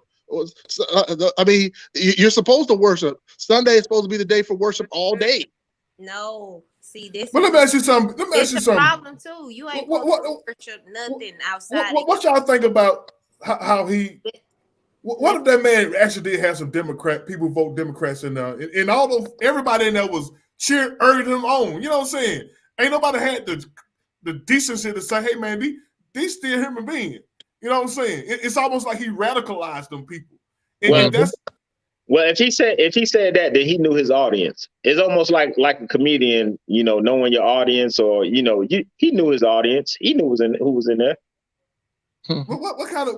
I don't understand how is God in that? You know what I'm saying? How is God in that building? I mean, right? I just don't get it, man. Because God, you think God doesn't love Democrats and Republicans? Come on, man. He loves the sinner, and he just doesn't like the sin. That's not exactly true. I mean, you think God doesn't love all of us, Kirsten? Sin does not mean that. Sin just means you're off center. You're off your path. Sin? God don't look at nothing as good or bad. Everything just is. That's the greatest misconception. Everything just is, because they say thou shalt not kill, but you have every right to kill somebody that is threatening your family. You have it depends on the situation. Now you just going out here just killing folks. Yeah, that's you think God's good with that? You have every right. Let's have a real moment. God killed more people in the Bible than the devil. Okay. I mean, we got to bring some pastors on. Tell me where to lie. We got to bring some pastors on to defend this. I got to call my pastors. Look, I mean, y'all know that, but I'm gonna take Jermaine's word for it. Hey, I'm just saying. But I forgot the Old Testament don't count. So my bad. Hey, nobody on this show said that. No, I ain't saying y'all said, but I done heard a whole bunch of people say, "Oh, the Old Testament don't count." And I was like, "What? What do you mean it don't count?" The New Testament has amended a lot of laws in the Old Testament. A lot, not all of them. Hey, and when they say that, I hit them with if the Old Testament don't count, then you don't get Jesus if the Old Testament don't count. Right. It's just a lot of stuff, yeah. Let me play a little bit. Let's play a little bit of Pastor getting confronted, man, by a victim. Pastor resigned because he committed child molestation. The congregation gave him a standing ovation. The victim confronted him. What? Let's go to the first video. 7 years, I lived in a prison. It was not 20 years. I lived in a prison of lies and shame, lying to protect the Lowe family. For years, I thought I was a horrible person having suicidal thoughts, not realizing what had been truly done to me. I was just 16 when you took my virginity on your office floor. Remember that? Oh, you do, and I have plenty of other stories that I could bring to remembrance. You did things to my teenage body that had never and should have never been done. If you can't admit the truth, you have to answer to God. You are not the victim here. I tried to tell someone, but all that was done was cover up. No one ever came to me. No one ever helped me. No one ever got me counseling. I have wanted to talk to somebody all of these years and never. You have somebody that you talk to. I never have. The church deserves to know the truth. This church has been built on lies, but no more. The lies need to stop. I could give story after story after story to what you did to me. Michael, your dad is not the victim here. A partial truth is not true. If I would have gotten counseling, your dad would be in prison. What's going on, everybody? I'm your Nissan guy here, Isaiah Harrison. I'm coming to you live from Nissan and Lithia Springs. As you guys can see. Oh, I thought that was another preacher. No. Let's put up the picture of this brave young woman. Okay?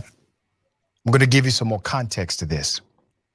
Pastor John Lowe of New Life Christian Church in Indiana confessed to sexual assault decades ago. He called it adultery. He lied about the time frame. He wanted to say it was 20 years ago when it was 27 years ago, making her roughly 14, 15 years of age. Okay? When he resigned with this lie, her and her husband came up to the pulpit to correct the narrative. There's more video. Here it is. And I will not let this man talk about my wife like that. It happened for 9 years. When she was 15, 16, the sexual grooming started. And it lasted until she met me and we started dating. This is the truth. And that's all we're gonna say, except just that's it. We have numbers, you can talk to my brother. That's fine. This necklace was Bobby's. It was given to her by Joe II and possibly other people in the office. They might have received necklaces too as like a ministry gift.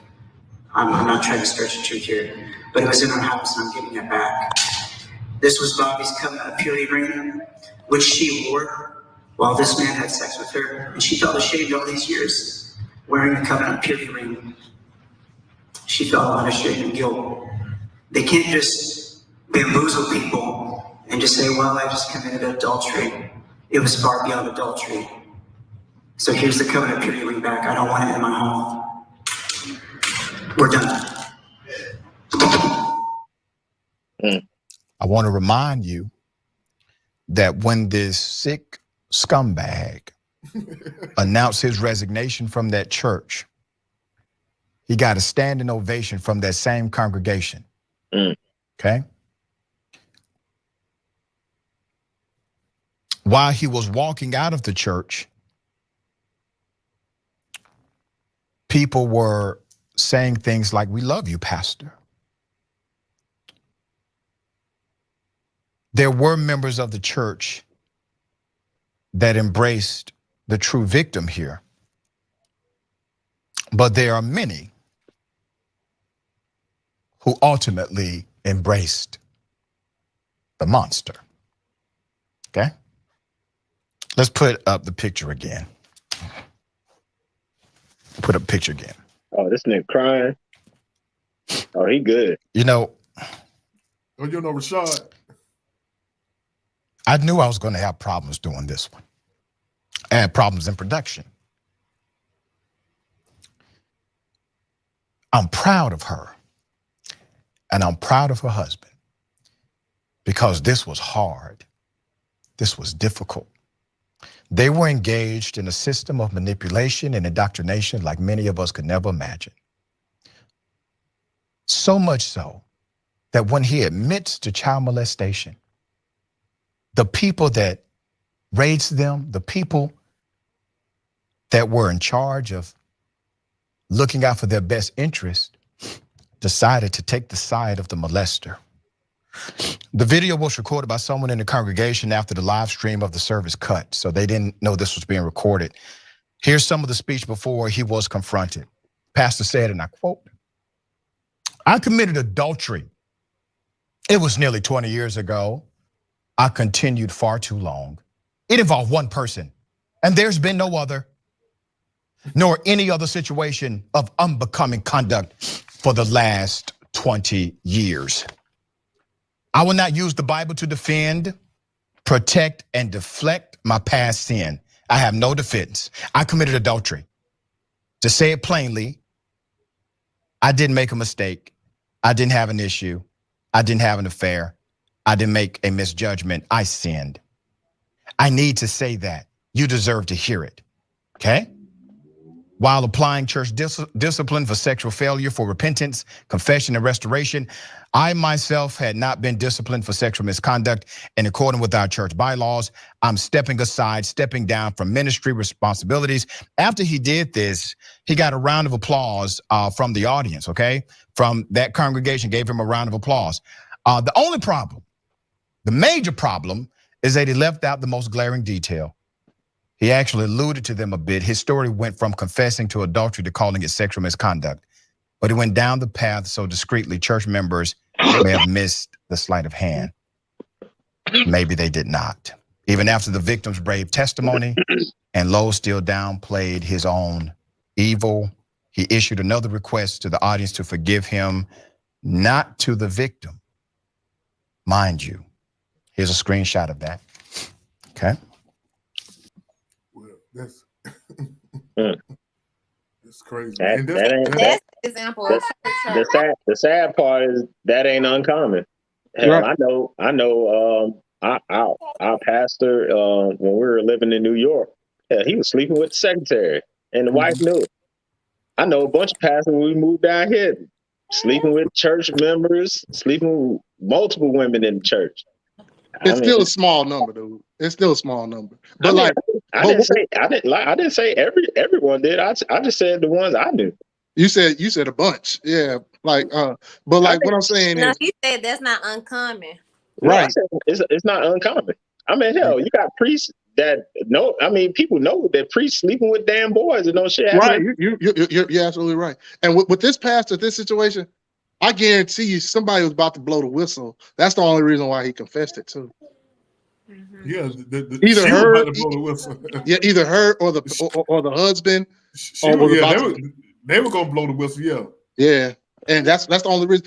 Because if they never came forward, if they went to another church, he would still be pastoring, and and then keeping that lie concealed.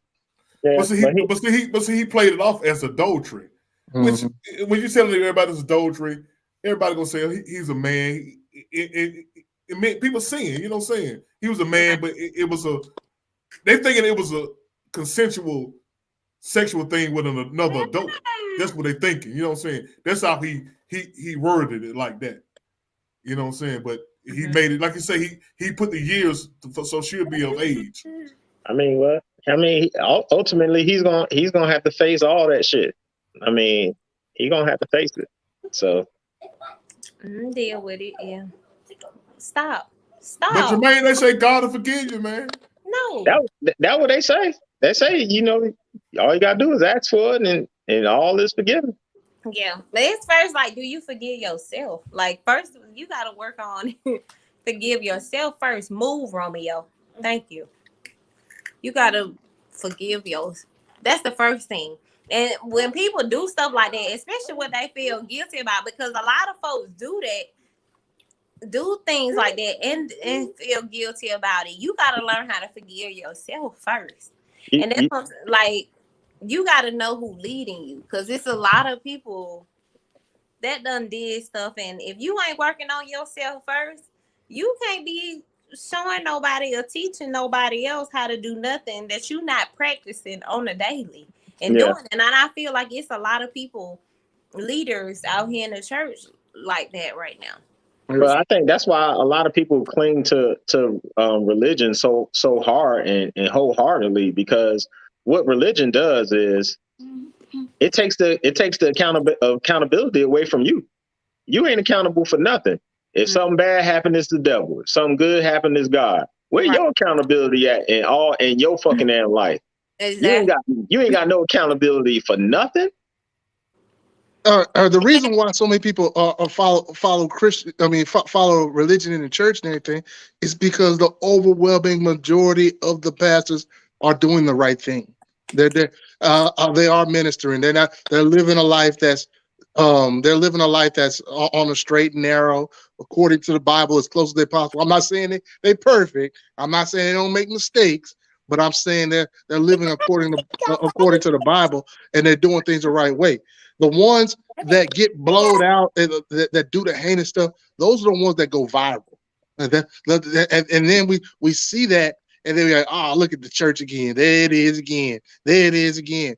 I mean, for every bad, but a lot of there's a story about a church. There's another literally 1,000 of them that's doing the right thing. Yeah, but it used to be where the church was a pillar of the community, and now the church is just a building now. It's like Kirsten alluded to, that 501c3. Yeah. It's like, because I can tell you, when we were in Brooklyn, our church and my dad used to run this. They used to run the homeless shelter. So they had a little center downstairs or off from the church. So every night they would bring the homeless in. They'll feed them and all the kind of stuff. And they were doing this for years. And then all of a sudden that shit stopped. And I asked my dad, I was like, why it stopped? They said we couldn't do it no more. Right. But just abruptly stopped. And I think that was when they started, with that 501c shit. And, Jermaine. No, that's fact. That's for real. DC, like when you take on that 501c3, it's some things you cannot do. Mm-hmm. Like what? Like feed the homeless? Like run a homeless. They were running a homeless shelter. They have 503. They have 501c3s that precisely do that. Bro, I'm telling you what I experienced. Yeah, they gotta be your sole thing. Like you can go out and feed the homeless, but like housing them in your space and things like that, they won't fund certain things. There are plenty of churches that are 501c3 that cater to the homeless. That 501c3 is just for property tax on the church. I mean, no, it's not. What else? What else is it for? Look it up. What else is it for? It's not just for the property tax. It's just for property tax, partner. Okay. All right. It's just for property tax. And it also depends. Like that's another thing that's different. According to like state to state and county to county, like those things make a difference depending on what county you're in and state like that. So it's a lot of little stuff. I ain't mean to get on that, but what I was saying is with the church don't evangelize no more. They don't go out and outreach to the communities. Oh man, it's right. Bro. If that was the case, why you got so many empty churches now? They should be bringing in the community, but they're not. You have empty churches because there's too many. That's what it is. Because people leave churches for little things they don't like, and they want to go somewhere else and start up another church because they don't like how things are going at their church instead of working it out. They don't have one community churches anymore like they had in the 40s and the 50s and stuff like that. You know, there's more churches than grocery stores in the Black community now. You know what I'm saying? That's the reason why that they're empty churches.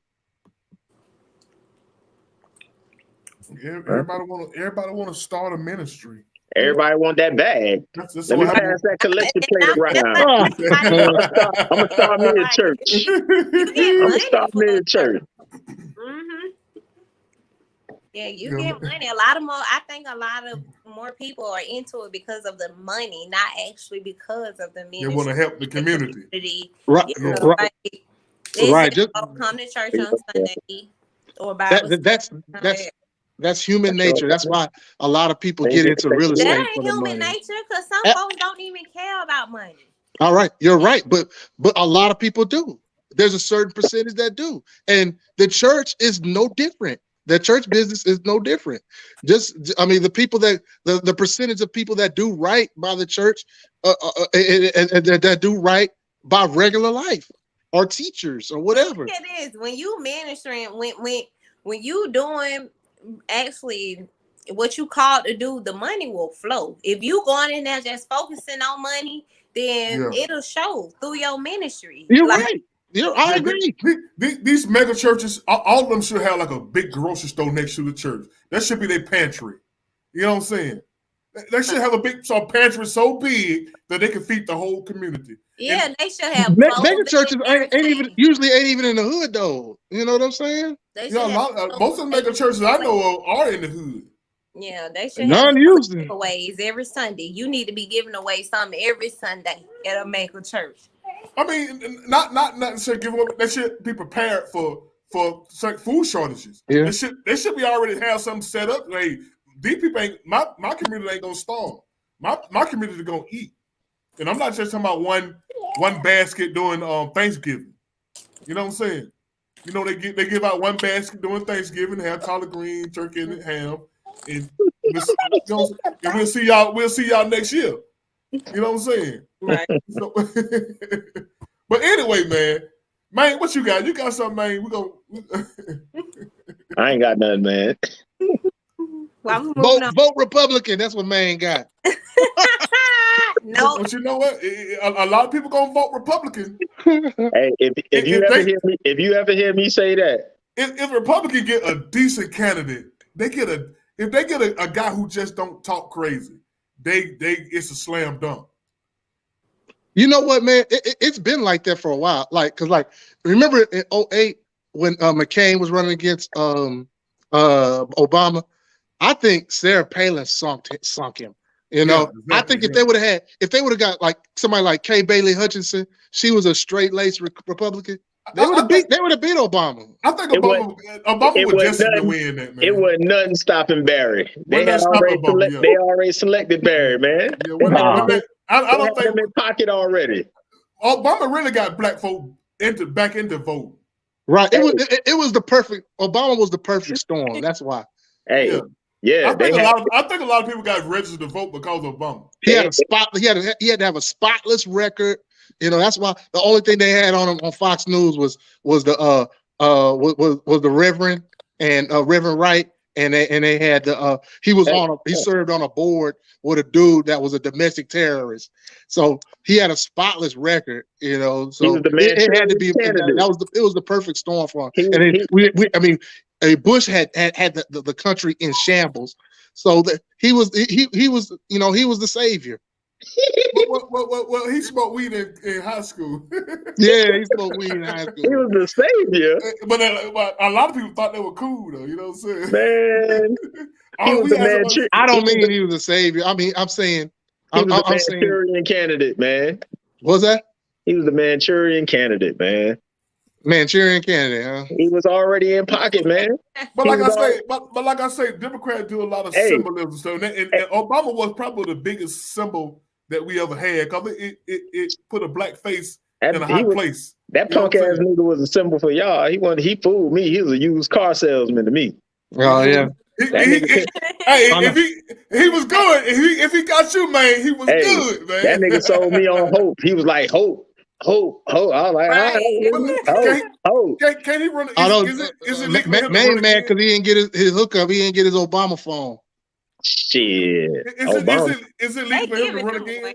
Can Obama run again? No, that son bitch can't run it. Don't nobody want his ass. Hell, we already got Obama 2.0 with this punk ass old bitch in. But you know what run Republicans hot? The next open seat, if it comes in the next couple of years, if he appoint Obama as Supreme Court, that would run a lot of people hot. Hey, but if you really think about it, after Bush, we just had he was just another damn Republican president. Because hell, Obama even called himself a conservative. I mean, you can say that. He said his politics were like Reagan in the 80s. That's how he said his politics was. Reagan's politics really wasn't that bad of a problem. It's the shit that he did, like perpetuating, the war on drugs and pumping drugs into the community, and the Iran Contra affair. Well, we don't want to talk about what Barry did, so we'll leave that there. I call him Barry. I mean that's what most people that's friends with him call him that. So you must be friends. Yeah. I got some. I want everybody to learn something new every day and study yourself. We need to be focusing on studying ourselves and learning something new every day, every single day. I agree. In doing that, you start to see the things you need to heal within yourself, and the focus is way more. Kirsten, do you associate with a lot of people who own what you own? I do. Well, I am very highly introverted. Well, not really highly. Yeah, Really? I do. But I go to a lot of events and stuff. I have my The reason why I ask you, I want you to bring them on with you, and y'all, you know what I'm saying, school everybody. You know what I'm saying? Oh yeah, I got my Bring them in as a guest. We can bring them on as a guest, and y'all, you know what I'm saying. We can kind of like see how can we get to know ourselves. You know what I'm saying? Seriously, for real though. I'm gonna say, you know what? Yeah. Okay. That's So ask one of your top person, do they want to be a guest on the Overflow? sure. I should. Hey, my parting shot is vote blue no matter who. Okay, pardon coming. What it say? I gotta go ahead. What you say? Which part coming in? Vote blue no matter who. And that's it. That's it. But anyway, I'm gonna get out and vote. I'm gonna vote. I don't know if I'm gonna vote Biden. It's gonna be tough for me to pull that trigger for Biden, man. What you going for? Because I really don't want him. I don't know.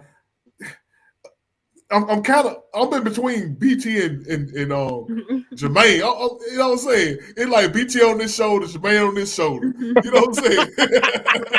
All right, let me ask you something. And I don't know what to do, man. You know what I'm saying? Who you gonna vote? Warnock or vote red? Walker? Democrats dead. That's So gonna who you voting? Warnock or Herschel Walker?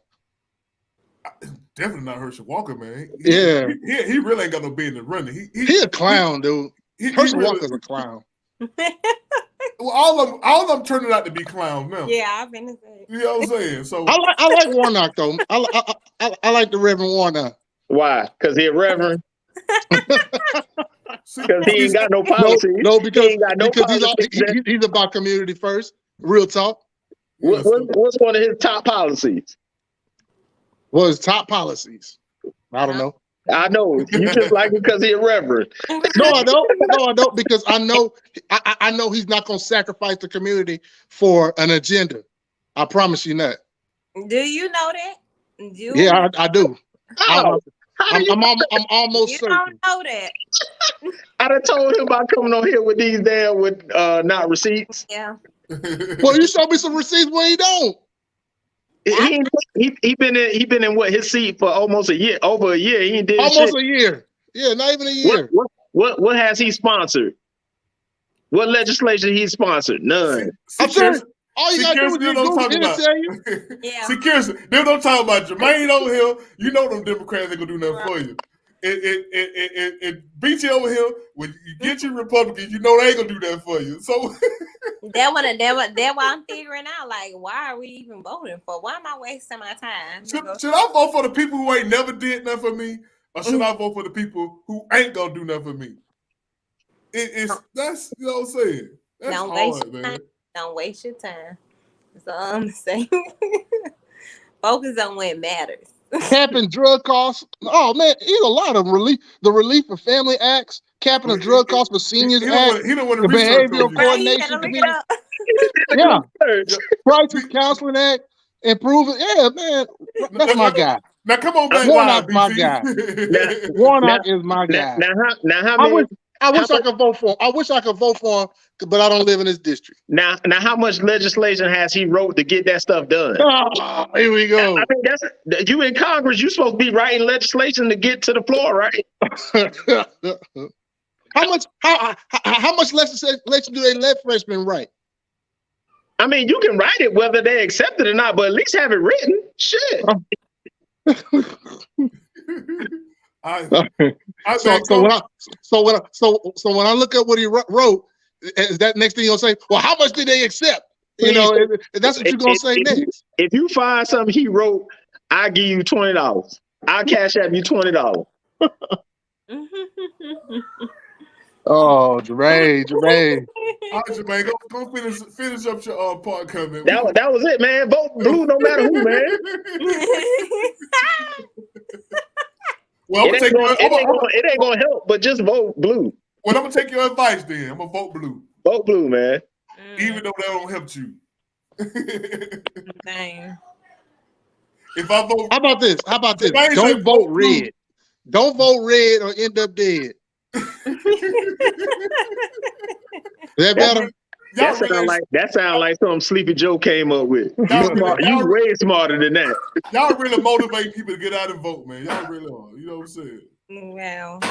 See, all right, now, here's something I gotta say that's important. All right, when it comes to national voting on the national federal level, vote for the lesser evil.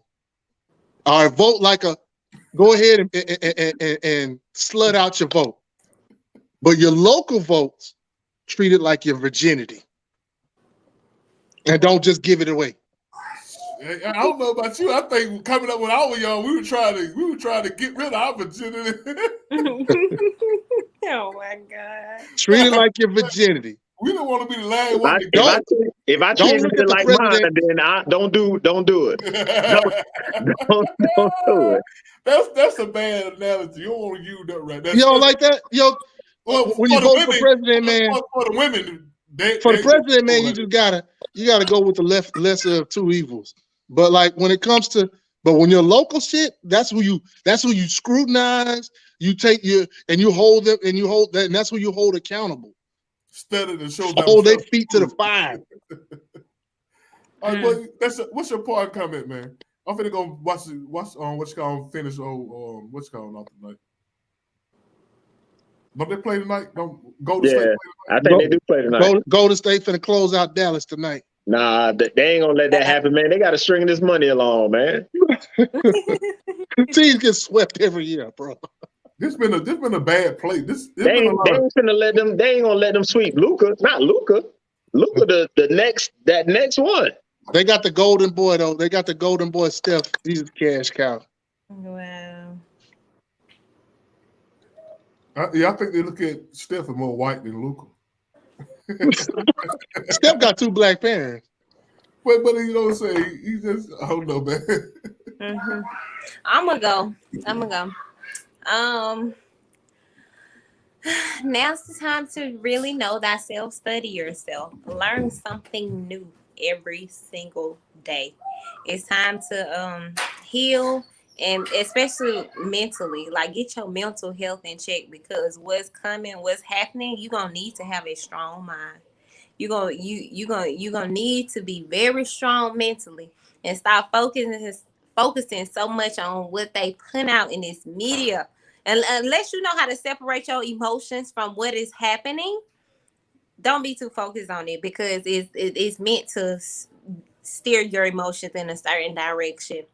Try observing without absorbing. That's very important. Observe without absorbing. You need to post that tonight. I want to see you post that. I will. And just like my last post say, work on healing yourself first on a daily basis. Work on it. We all got something we need to heal from. We all do. And healing is a lifelong process. It's going to always be something to heal from. Work on healing yourself daily. Those are the things that really matter. I love y'all. Let's continue to heal together. I'll see y'all next week. And I'm going to work on getting my healing. Yeah. Get your healing folks together. I don't know if we might take off a week or two. I'm learning from you. You see that post I posted the other day? Don't let you be the weapon formed against you. Right. You know I commented on that one. That was a good one. Yeah, we might take off a week or two. My birthday weekend this weekend, and my birthday weekend, and the weekend after that. No, I ain't. That's my birthday weekend is next weekend. What day your birthday on? Your birthday? The 10th. Oh, your birthday on the 10th. Oh, well, that's in 3 weeks though, BT. BT, you a damn Gemini. Yeah, that's what's wrong with you. Rob a Gemini too. Yeah, I'm a Gemini.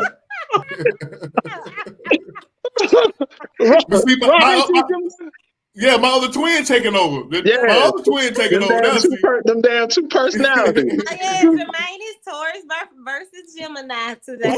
Gemini, one man with the heart of two. BT don't have a Gemini. He's not displaying the characteristic of a Gemini. Geminis are evolving people. If we get new information, we'll switch up. VT fooling y'all on camera. VT just fooling y'all on camera. Let me tell you something. I don't know. I don't put a lot of stock in all that, but I thought my birthday was next Friday. I guess it's the Friday after next. No, my birthday next Thursday, so that's the second.